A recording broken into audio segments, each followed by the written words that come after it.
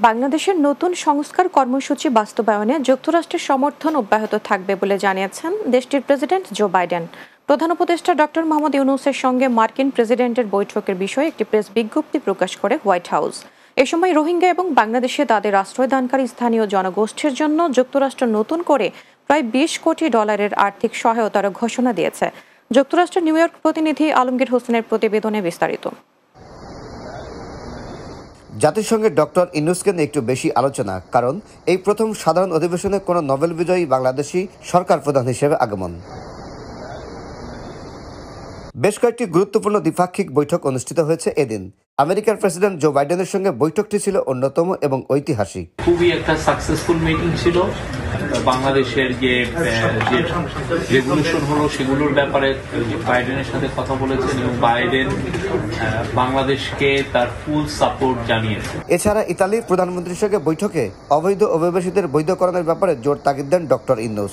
বাংলাদেশি শিক্ষার্থীদের যেন আরো বেশি ভিসা দেওয়া হয় সে বিষয়ে কানাডার প্রধানমন্ত্রীকে অনুরোধ করেন প্রধান উপদেষ্টা। জাস্টিন ট্রুডোর সাথে উনি কথা বলেছেন, ওইখানে স্টুডেন্ট ভিসা যাতে বাড়ানো হয় সে বিষয়ে কথা হয়েছে। ইতালির প্রাইম মিনিস্টারের সাথে যে মিটিংটা হয়েছে সেটাও খুব সফল। বাংলাদেশের থেকে জানেন এর আগে অনেকে ইলিগালি মাইগ্রেশন করতে যে অনেকের মৃত্যু হয়েছে। তো এখন আমরা যদি ইতালিতে যদি প্রচুর সংখ্যক আমরা বাংলাদেশি যেতে পারে লিগাল রুটে, তো এটা তো অবশ্যই সবার জন্য একটা ওয়েলকাম নিউজ। রোহিঙ্গা সংকট নিয়ে প্রধান উপদেষ্টা অধ্যাপক মোহাম্মদ ইউনূসের সঙ্গে উচ্চ পর্যায়ে কর্মকর্তাদের বৈঠক হয়েছে। এতে মিয়ানমার বিষয়ে জাতিসংঘ মহাসচিবের বিশেষ দূত জুলি বিশপ, জাতিসংঘের শরণার্থী বিষয়ক হাইকমিশনার ফিলিপ্পো গ্রান্ডি ও পররাষ্ট্র উপদেষ্টা তৌহিদ হোসেন সহ সংশ্লিষ্ট শীর্ষ কর্মকর্তারা উপস্থিত ছিলেন। জাতিসংঘের প্রথম দিনটি বেশ ব্যস্ত সময় কাটিয়েছেন বাংলাদেশের অন্তর্বর্তী সরকারের প্রধান উপদেষ্টা ডক্টর মোহাম্মদ ইউনূস। বিশ্ব নেতারা এই সরকারকে সমর্থন দেওয়ার পাশাপাশি সব ধরনের সহযোগিতার আশ্বাস দিয়েছেন।